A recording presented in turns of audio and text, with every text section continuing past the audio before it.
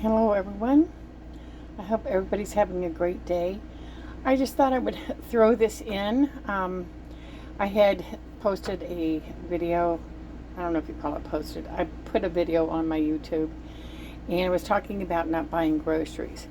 And the thing is it goes beyond groceries. It's trying to make sure not to spend anything at all.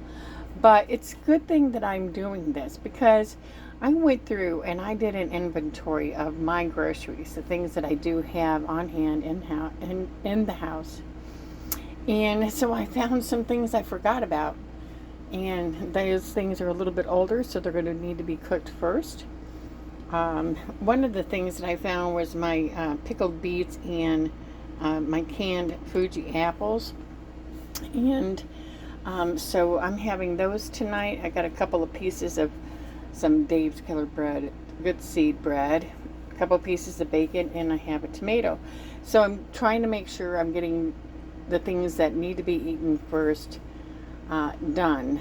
Some of the things that are older, but things that won't last for a month sitting in the refrigerator, like my lovely tomato that was given to me from a friend's garden.